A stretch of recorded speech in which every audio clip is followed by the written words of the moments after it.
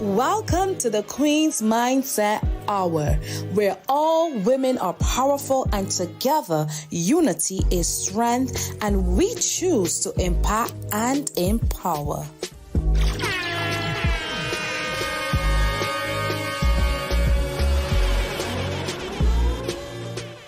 Open, try to be open. You just don't know what it's like. Feels like I'm falling, I can't seem to catch myself. Help me out. Have my bed, then you let go. I'm fighting with that too. I'm standing alone. Just like that, you let me go. I guess at the end of the day, it's just me and my phone.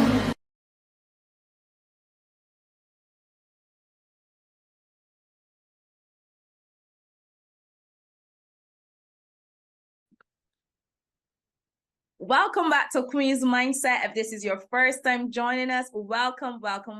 We are super excited to have you here with us yet again for another episode of Battered Bros Not Broken. And tonight, it just keeps getting better because we have a phenomenal woman in the room, and she is going to be sharing her story with us tonight. And I can't wait for you to hear from her. But before we introduce her to you, if you have not done it already, I want you to go right ahead and just hit that subscribe button. Make sure that you're subscribed to this channel so that you can be kept abreast. And of course, invite a friend. So let's head right over. Welcome, Francine. How are you? I'm doing very well. Thank you so much for having me. Awesome. It's such a pleasure to have you with us tonight. So, Francine, I know everyone is wondering what is her story, but before we get to your story, could you tell us a little bit about who you are and what you do? Sure, I would love to. Although I get very, what's the word? A little bit shy talking about myself.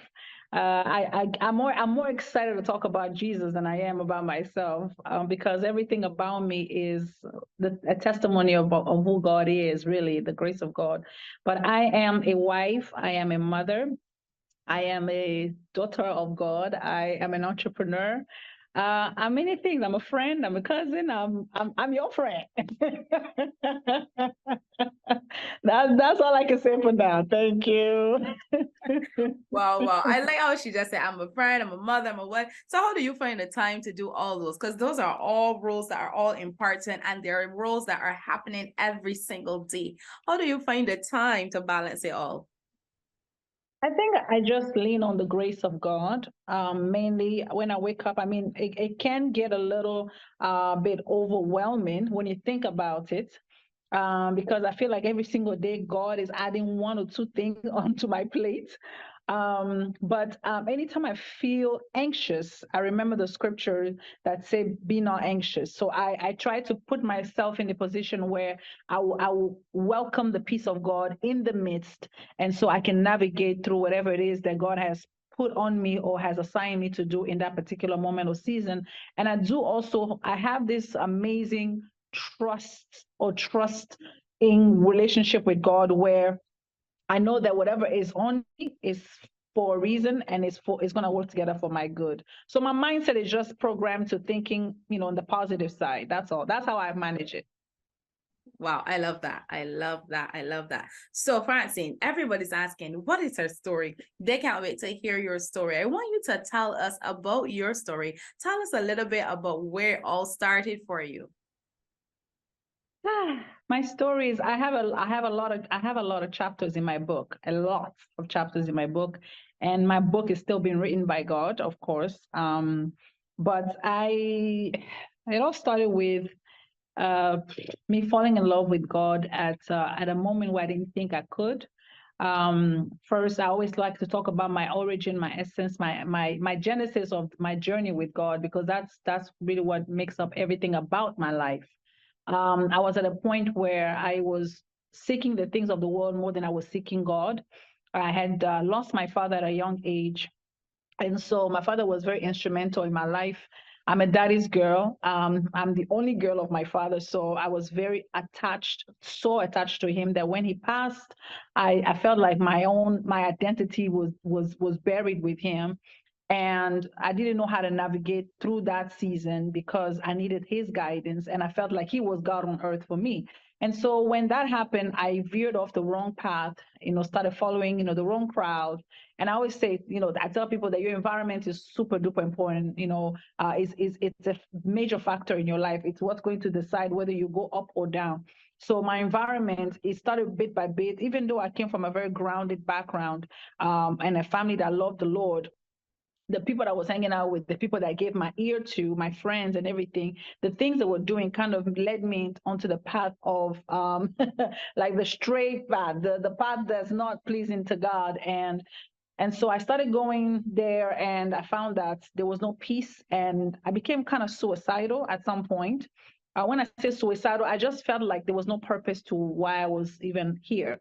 Like, what am I living for if everything I'm trying to do doesn't satisfy me?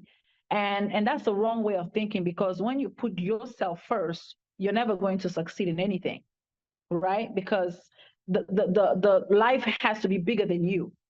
That's the only way you can manage life. That's the only way you can enjoy life. That's the only way you can live life, if it's the picture is bigger than you. And so, but because I kept putting me first, so I didn't know that it was God that would show me where I need to go.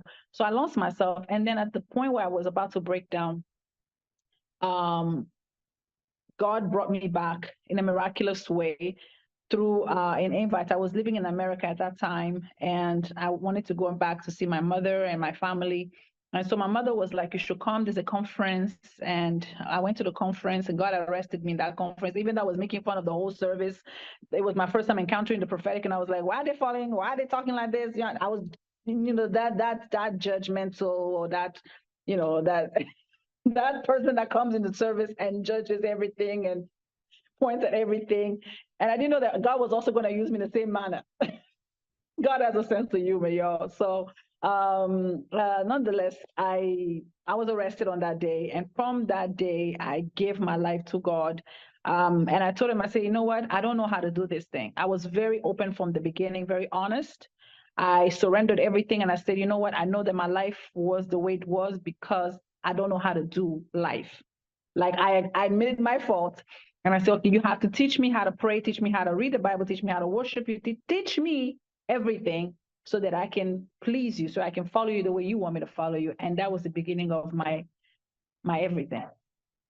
Wow, wow, wow. I think it's just so amazing how, God can just step in and just turn something, and just turn it all the way around. It's like a whole 360, because you shared that, after the loss of your dad and him having to be your everything, you didn't have anyone to lean on. But in that process, you found God. And that is amazing. I hope you ladies are encouraged that no matter where you are, no matter what you're faced with today, that God is still able, he's still capable, and you can lean on his arms and he will pull you through. So now you have been walking through this whole, this change. You said that you did not expect, because I found it fun that you said God has a sense of humor. Here you are thinking, okay, what's this prophetic thing? I know you didn't understand that that's a part of your calling. So tell us a little bit about how that started for you. I think I started noticing that I'm different from. I used to have a lot of dreams when I was a little girl, and I will remember, like, I would dream, and then I'll forget the dream as I wake up. But after a while, something will happen. I'm like, oh, I think I saw that in my dream or somewhere, but I didn't know what that was, right? So after I gave my life to the Lord for real, with my mind, my body, soul, and spirit, when I asked him to teach me everything, I started having encounters in my bedroom. It started from there, where I started feeling like like okay, I'll give a scenario. I'll schedule a time when I'll be like, okay, I'll go and pray, and I'll kneel down. I'll have the Bible open in front of me. And I'm not really reading the scripture per se, but I just want his presence, because I understood that the word of God is him, right? So I now feel like a presence, but it's like a presence that makes you almost at ease, like in the room, like almost like as if it's not scary. And I used to be very scared, like you just like, staring me like I'm like I used to be very scared of everything pretty much. But when that presence come, it just makes me like I feel worthy, like I feel accepted, like I feel somehow different, but in a good way. So I started asking, I'm like, God, is that you? I would just whisper like that, God, is that you? And I didn't know that I was teaching myself on how to hear his voice. That is how it was happening for me. So I was a very curious person every time I'll be in my intimacy with him. Then when I worship, I'll start hear. It's like as if I'm hearing things. At some point, I will even hear people in hell when I'm worshiping, like people crying, like they needed to be rescued. Yeah. So I've had many encounters that were very unusual, supernatural encounters in my intimacy, in my intimate moment with him. I heard the audible voice of God twice. Like I heard, like I'll be in my sleep and I'll wake up and I'll hear a voice talking to me about something twice. In the shower after I did a conference, I heard the symphony, the worship, the symphony of heaven. Everything was still. I heard like I heard the instrument, like how it. I don't know how to explain it, but it's something that I actually almost cannot even describe because it's a supernatural realm for me. And when I go into that realm, it's like I'm a different person. I don't even know most of the time how I'm getting there and how I'm kind of stepping out of it. And I think for me, and along the way, I started thinking that I'm weird. Because again, remember, I wasn't trained in it. So these things were happening to me because of my relationship with God. At least that's what I thought. So it started getting more and more, how do you call it? Precise. Everything was like, okay, I'll hear something and I'll tell the person I feel like I'm hearing this for you, but I'm not sure. That's how it comes. I'm not sure if this is me or God, but please pray about it. So I'll hear like as we're talking like this, and I'll be like, oh, are you going through something? Because I'm hearing like as if like I should pray about this issue or like something like that. But I was always bold enough to at least, voice it out, to let it out. And not being afraid of failing because I don't believe I can fail in God anyways, right?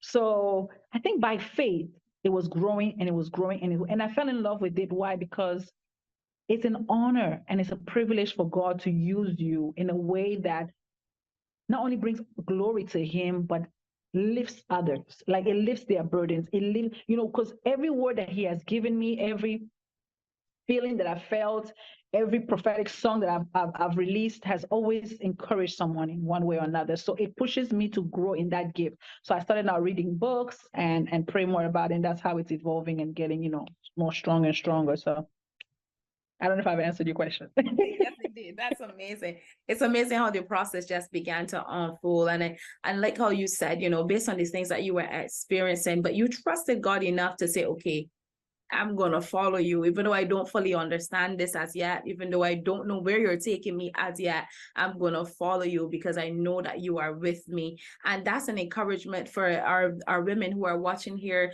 tonight, the importance of following Jesus, the importance of saying yes, even though you don't have all the answers. Because if he begins to tell us everything, oh my goodness, we will run. Because when we... Yeah, I think about that too. I think about, especially after going through certain, because I've also gone through a lot with, being, the way I am and having this gift. And I think about that. I say, God, had you told me or had you shown me, the road, I don't think I would have even gone on that path. Like, I don't think I would have trusted. I would have said, thank you. Give me a simple life. I don't want to hear anything. I don't want to see anything. Leave me alone. I'm sure that's it. Yeah. I am sure many women are watching now and they're like, that's it. That's exactly how I feel. Yes, Right. we would have ran. So, okay, you mentioned just now as you were sharing, you said even in your songs, you mentioned earlier you're a singer. So tell us how that started for you. Were you always a singer from young, or was it something that you kind of developed as you grew up? Singing is my passion. Singing is my way of escaping the things of this world. I find comfort in singing. I find um there's just so many things that I can do in singing. I started singing when I was 2 years old. My late aunt had a bar. Apparently, I used to go to her bar, a lounge kind of, and I used to get on top of tables and entertain her guests. That's what my parents told me. So I just love, I think I love bringing people together and entertaining them. So uh, they started, giving into what I was doing and investing in it. Like I realized that maybe at the age of 10 or so, my father already had purchased some microphones for me and instruments for me. Um, and because they invested into that gift, it gave me confidence to follow the pursue the gift and to grow in it. I think if my parents would have just kind of shunned the thing and just been like, "Oh, this is just a child thing; she'll grow out of it," I don't think I would have even pursued this path, of singing. But there's and later on, even as I started to serve the Lord, when I started serving God, anytime I went through a tough season and I went into the space of worship, I felt like the thing was passing me by.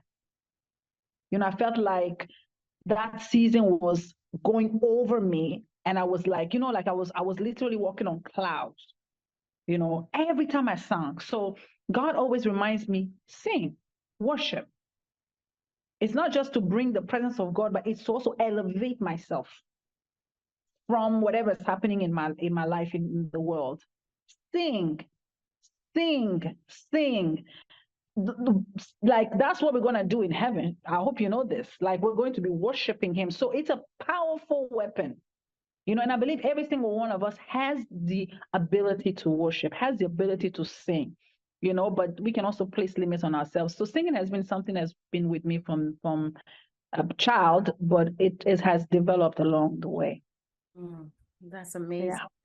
That's really amazing. So, okay, so now we know God has called you, you're doing your singing and the songs are helping you. So can you tell us about a time when, you would have been faced with an adversity and you had all you had to lean on at that point was your songs, your singing. Can you tell us about that time? There's been many times, there've been many times. I can maybe mention two on here that I believe will encourage someone. One being when I knew that I was called by God. Um, I was in a church where I loved the church so much, but they started sabotaging my anointing, my gift. And they felt really threatened. I think at least later on, I understood that it was because they were threatened by it. And why they were threatened? Because at some point, because the thing grows on you, it grows with you. So the more I was being used by God, the more God was also manifesting through me. And anytime I'll be ministering in songs, people will be falling out. I will not touch them. I mean, the atmosphere will shift. So a lot of envy and jealousy started, coming my way through the people I was with. And to the point where I'll be singing and they'll be turning off my microphone. They'll be sitting me down for no reason. They'll be throwing shades at me, calling me a diva. Diva is not something that you should be proud of. Once I understood the definition of a diva, I was like, why are you calling me this in the church? So I said, don't call me that, but they'll continue doing that. So some of these things were happening to me, and I told God, I say, I don't know why I'm being attacked by simply doing something that, number one, I love, number two, that is giving hope to so many people and it's uplifting them.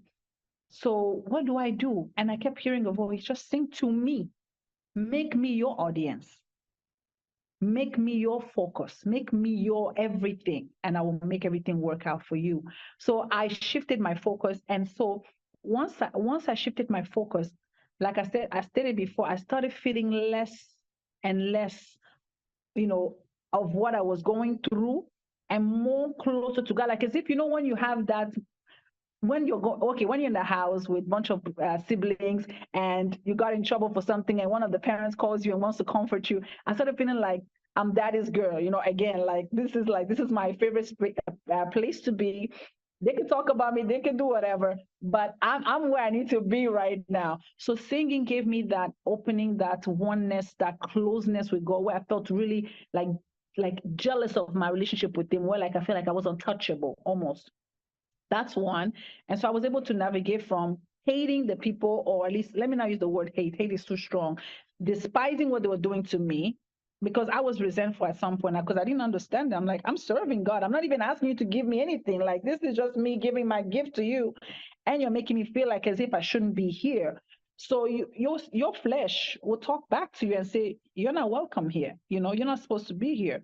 So, but by singing to God, shifting my focus made me not despise them, made me not hate them, made me see them as though, okay, they don't understand what's happening to me and they don't need to understand it. All I need to do is to focus on where I'm going with God, and I'll be all right. That's one. Two is when I was in a bad relationship before I got married. I thought the relationship was headed toward marriage, and I was deceived by the person I was with. Super duper deceived. I can't even put into words. Where I mean, for after we parted ways, I was very sick physically. I mean, I'll send you some pictures. Right before I got married, you cannot recognize. If you see the picture, I'll send it to you. If you see me now, you would be like, no. And this happened, just a few years ago. So you will look at me and be like, something is going on with you that's very wrong. And so I went back into worshiping God. And I was like, you know what, God, I'm sorry for focusing on this relationship. I'm giving this relationship my focus, my attention, my time, and it's not serving me well. How do I get back in line with you? I started singing again. As I was worshiping him, I'm not worshiping him because I want to be famous. Honestly, I couldn't care less. But I care more if God is pleased with what I'm singing, the way I'm singing, and if it's going to make an impact in someone's life eventually. That's what I care about the most. And trust me, as I shifted my focus, my husband came. I gave God a date. I said, God, I want to be engaged by my birthday. I got engaged by my birthday, on my birthday, rather. Yes. And then I got married like a few months after that. So God is powerful. He's awesome.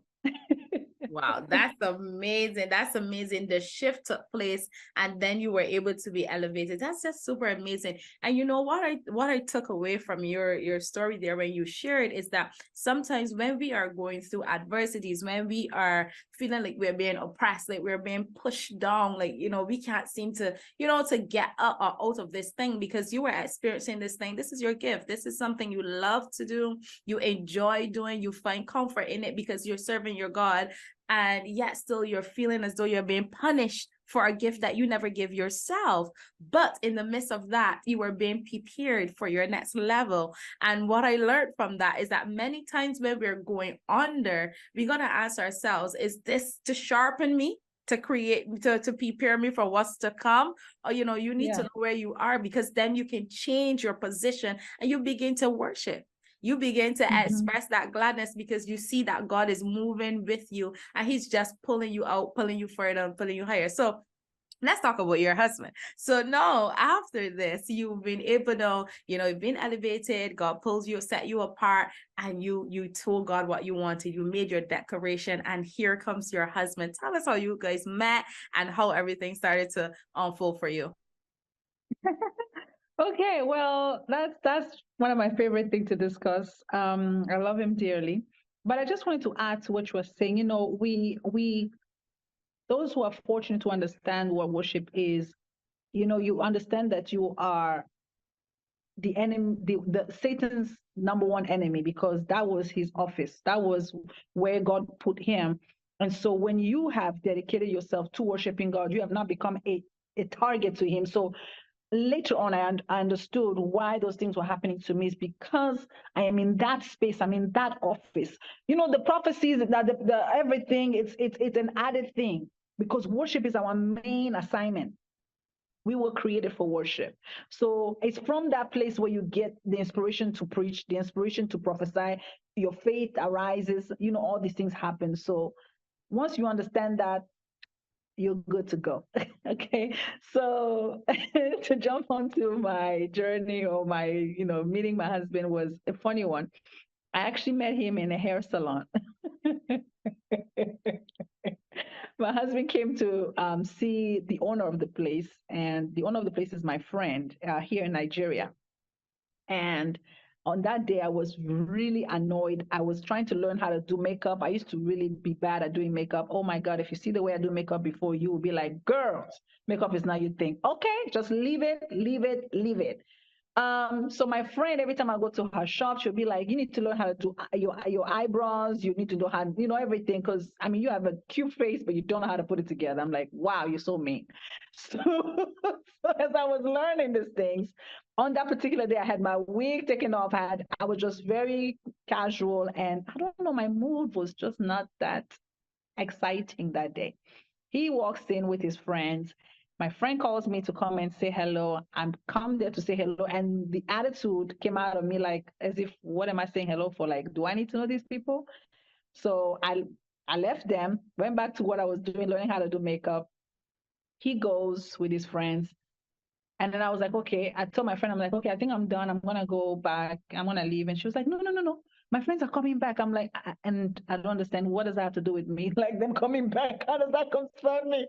She's like, no, no, no, but I really want you to meet this person. I'm like, so she now used, because I'm, because of my profession and everything. She's like, this person is going through a lot. Maybe you could help in some way. I was like, so I was like, okay, I'm gonna give you 10 minutes. If they're back in 10 minutes, I'll talk to the person. If not, I'm going.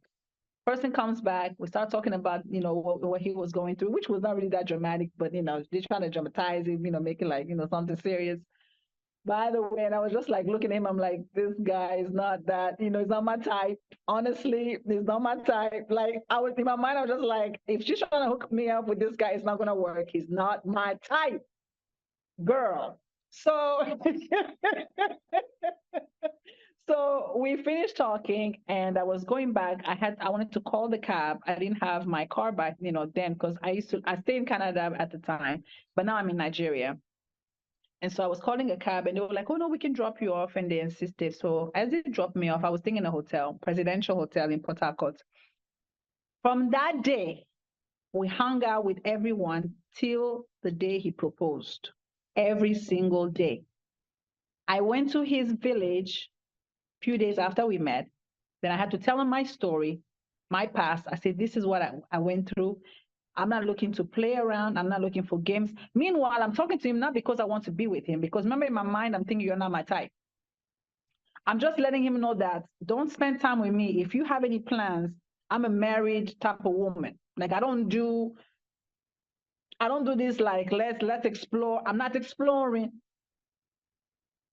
There needs to be a ring on this finger. You understand? You understand, right? So I'm just telling him, and I think in my natural mind, I was thinking I'm gonna probably chase this guy away because I'm being so upfront, bold, and like so confident within myself, so secure within myself, letting him know that if you just like I'm gone, like I'm not gonna put up with anything.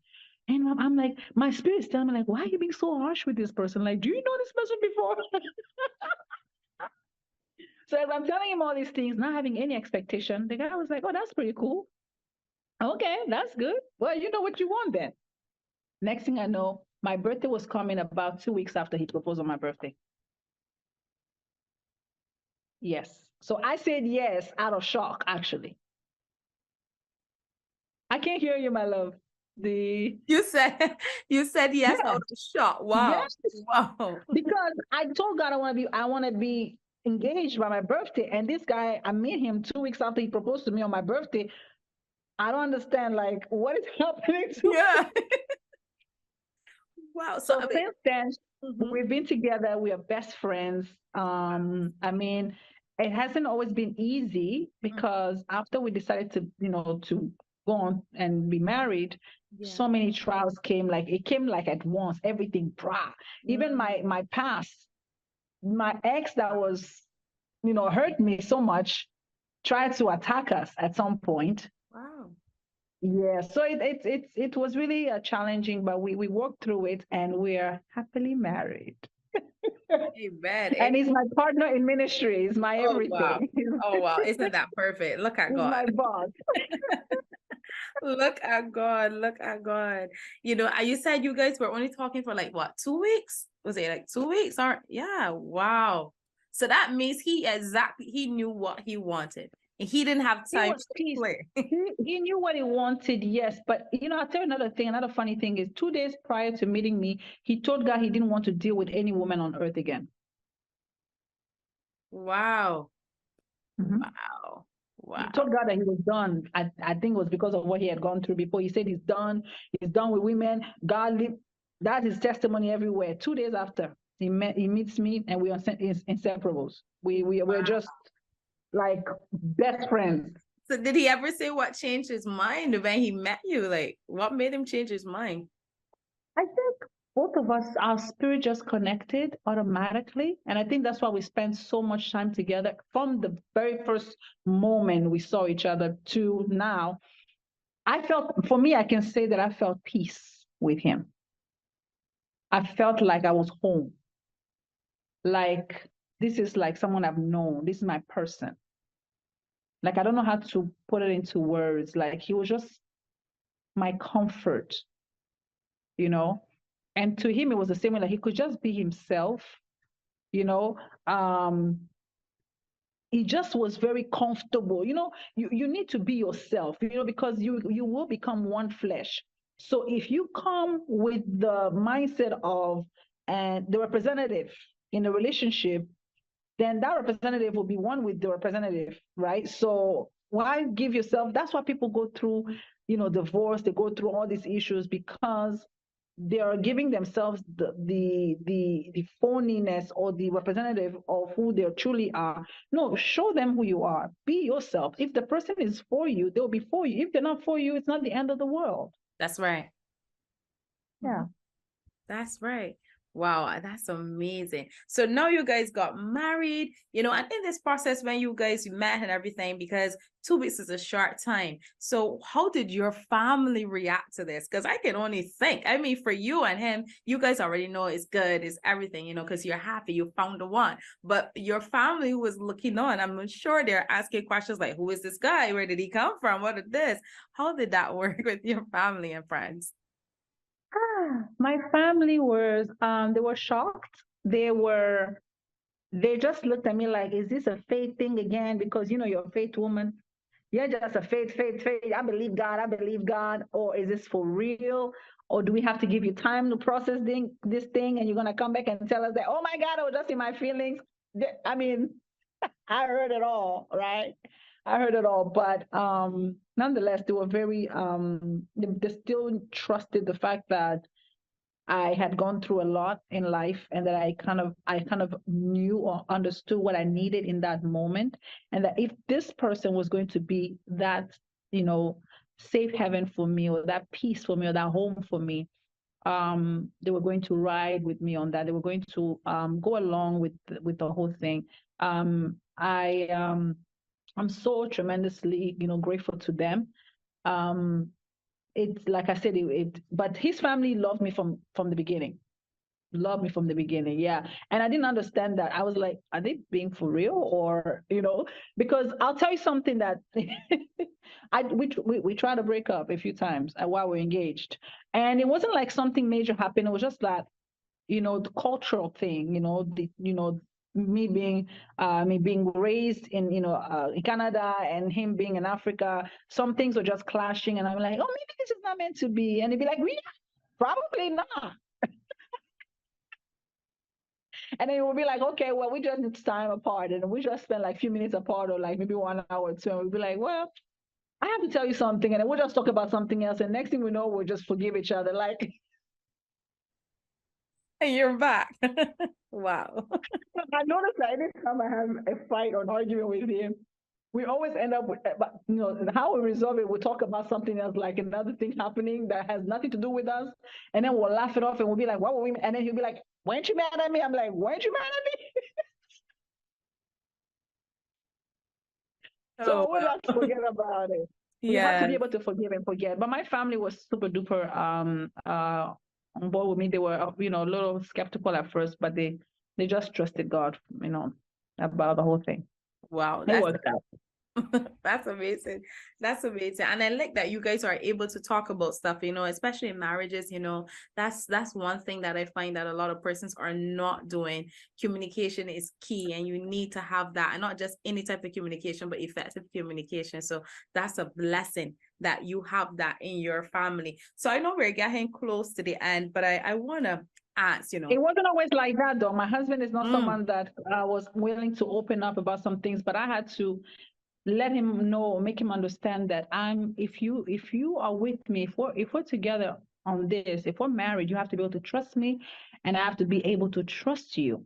So nothing should be off topic, nothing should be off the table. And I want you to know that as you tell me some things, I'm not going to judge you about it. I may advise you, vice versa, but we're humans. We make mistakes, Some things will be uncomfortable to talk about, some decisions, especially when it comes to finances and other area, intimacy, and all these things. But you have to be able. So that's why I'm saying you have to find the person that is your person.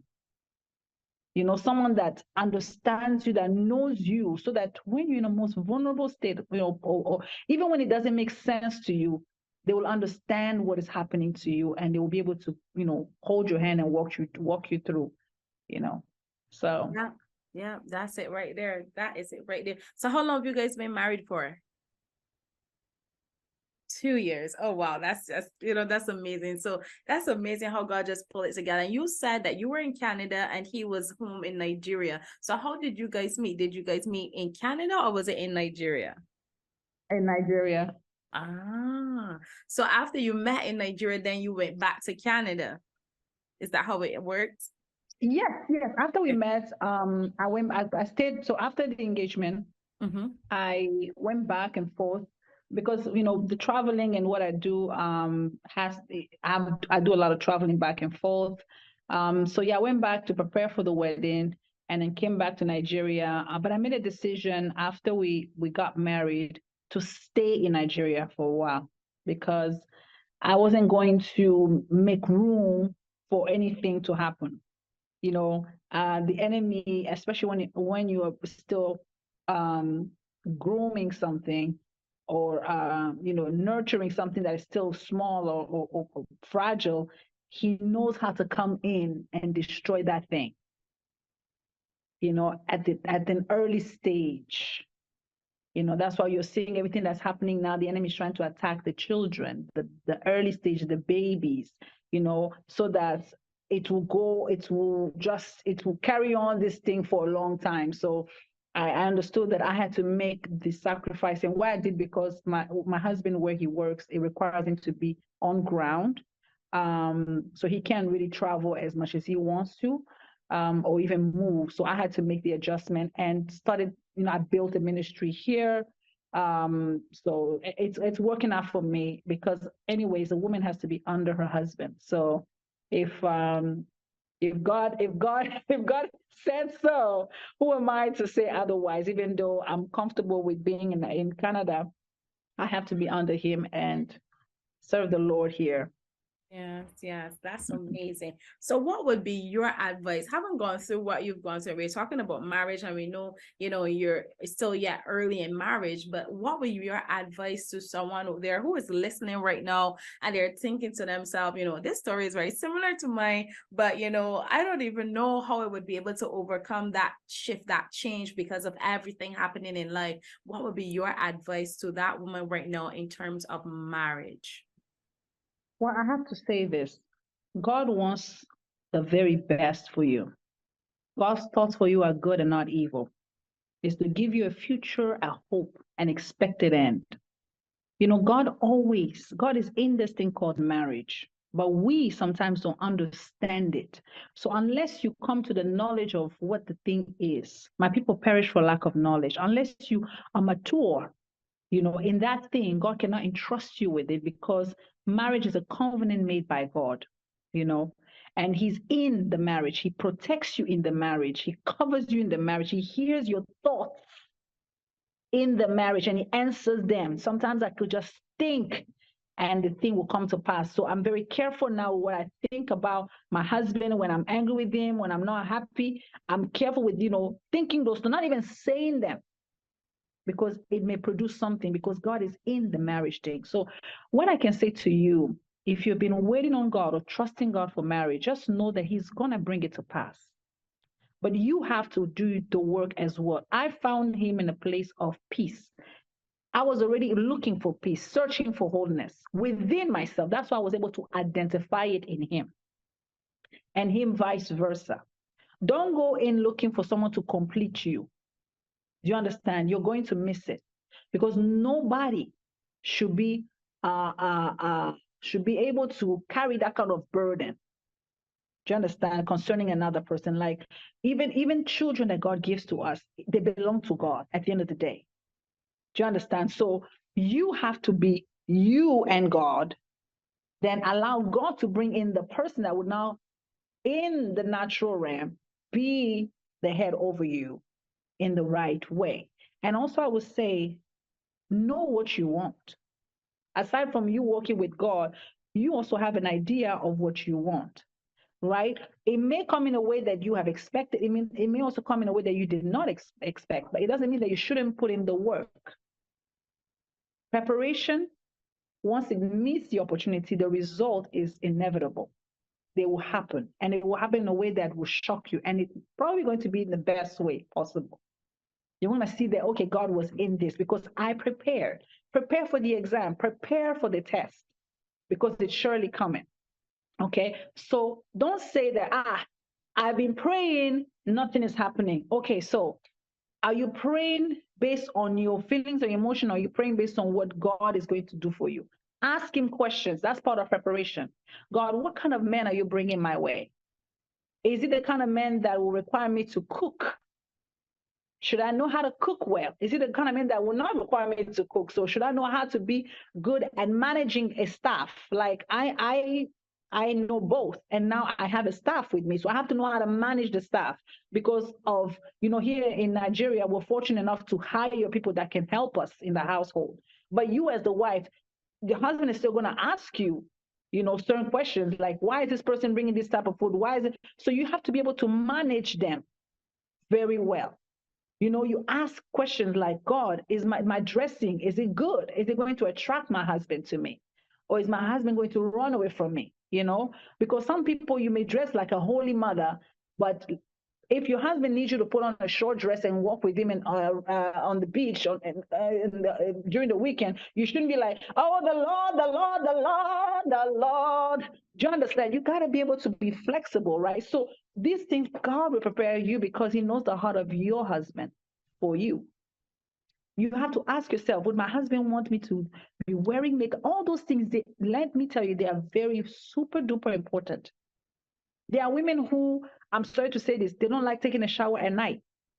Once they take a shower in the morning, and yes, because some of them live alone. They come home tired from work, they brush their teeth, they remove their makeup, bam, they go to sleep. You'll be married to someone and they'll be like, they probably will use the wrong words too. They'll say, girl, you stink. You may not be stinking.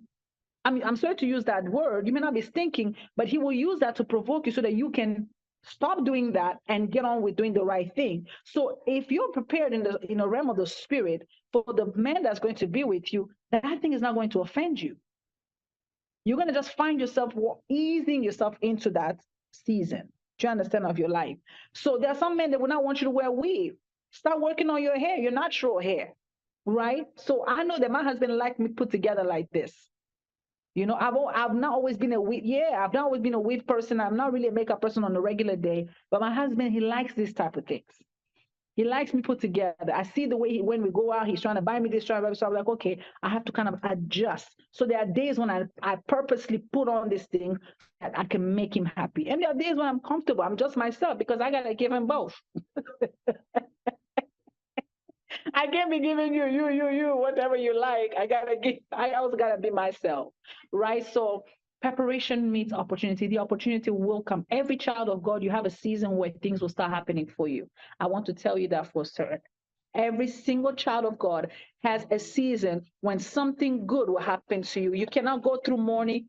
all throughout the days of your life. You cannot go through pain all throughout the days of your life. You will go through a season where there will be a breakthrough. But how you prepare for the breakthrough will determine how long and how far the breakthrough can take you. That is my advice for you. I hope you got something out of it. And remain Okay. prayerful. Sorry, one more thing. Remain very prayerful before, during, and no matter what. Because let me tell you, the woman is the gatekeeper.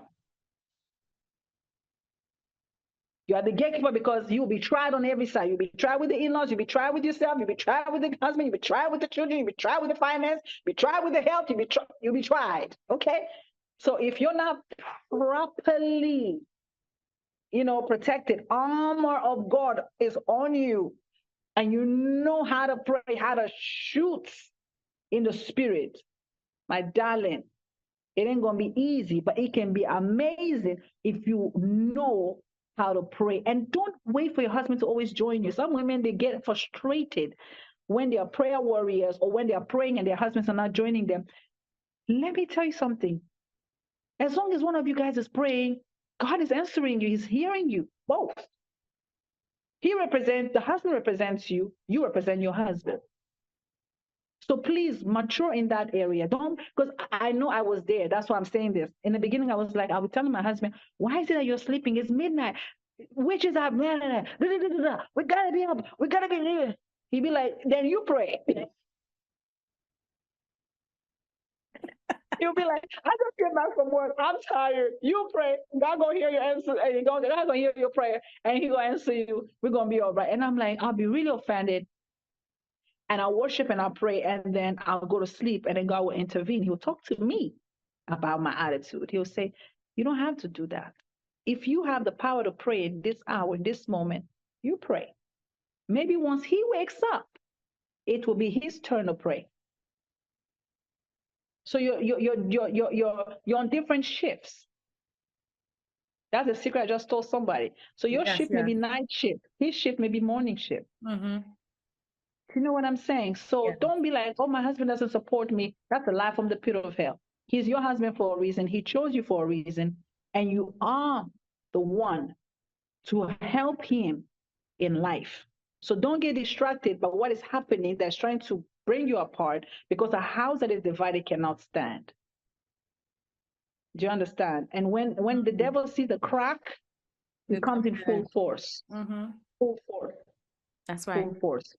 Yeah. So without saying too much, let me just stop right there. That is amazing. Thank you so much for that advice. I'm sure that they're enjoying it. Listen, guys, if you have not done it already, go ahead and share this link with a friend.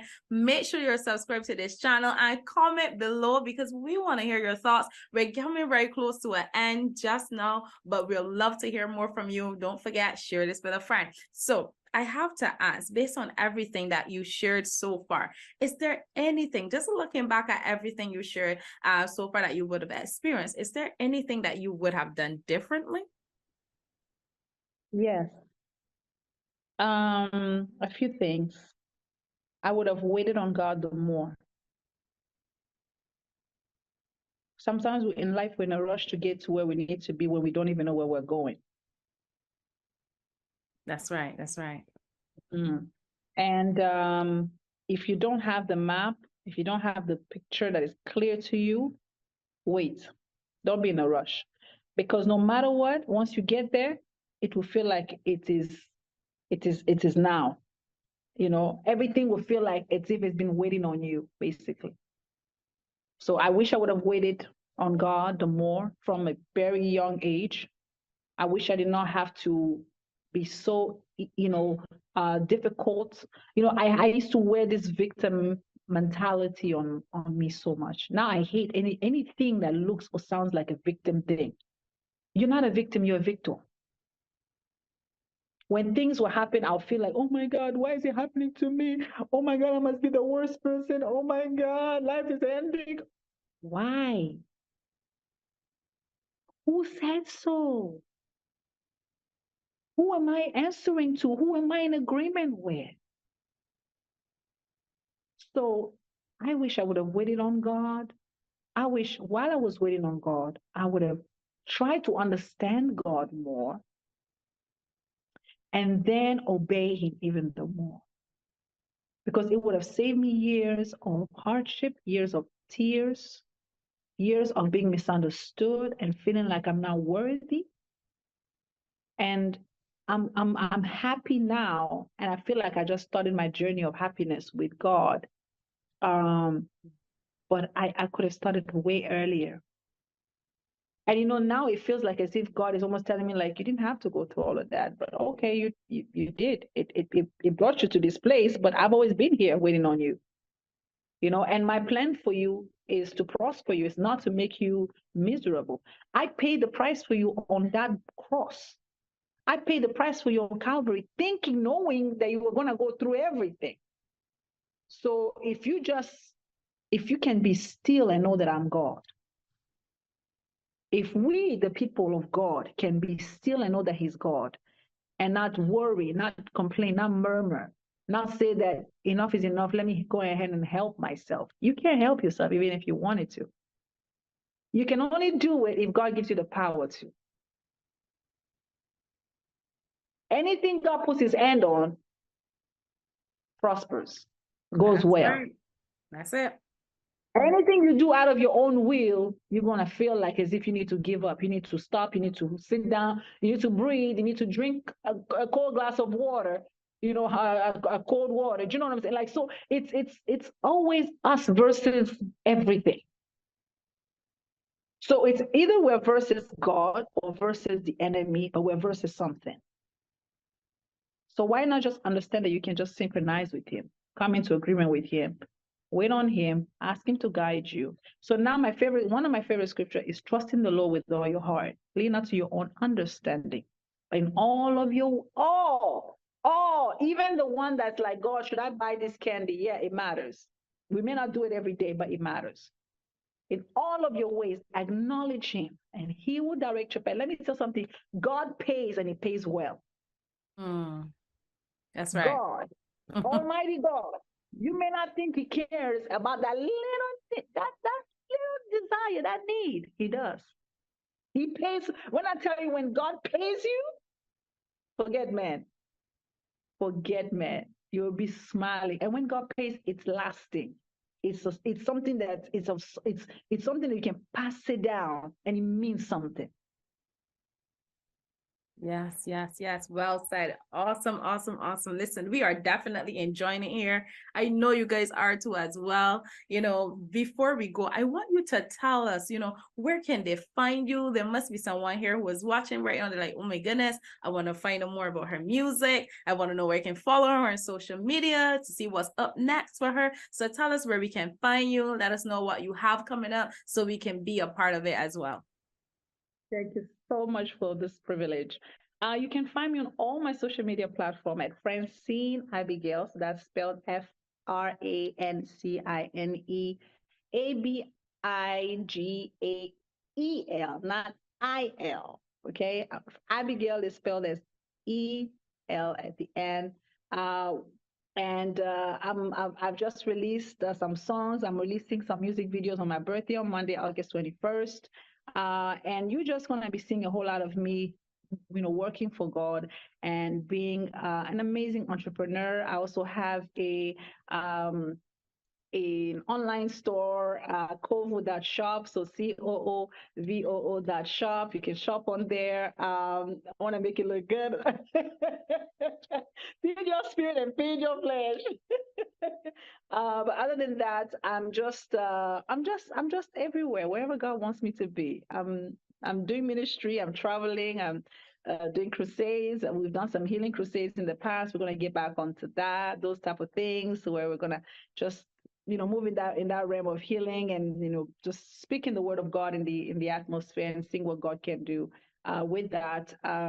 But I'm just excited. I'm just available for God. So just go on my social media and follow me, Francine Abigail, and you'll see what I'm doing, and support that. God bless you. Awesome, awesome, awesome. And tell us about your ministry, because we might have some Nigerians who are watching right now and they're like, oh, I want to go visit. So tell us what's the name of your ministry and where they can find it. Yes, the name of my ministry is Nimana International. Nimana is spelled as NHIMANA. Nimana International. Nimana means God. So in my language, Nimana International, and I'm based in Port Harcourt, River State, in Nigeria. And so we're meeting at Le Méridien Ogei Place Hotel once a month for now, for worship services and teachings. But we're going to a different location very soon. So of course, once again on my social media, you'll be up to date with everything that we're doing. God bless. Awesome. So Francine, thank you so much. It was indeed a pleasure having you here tonight to share with us. I am sure that they have learned so much from your story here tonight. I told you guys it was going to be powerful because it just keeps getting better, right? All the time. So you can look out for us for our next episode as we're coming up. Don't miss it. Make sure that you have liked this video. Make sure you are commenting below. And of course, make sure that you have subscribed so that you can be kept abreast. So we're going to see you on our next episode as we continue our journey on Battered, Bruised, Not Broken. And we'll see you very soon. Goodbye. Thank you. Bye.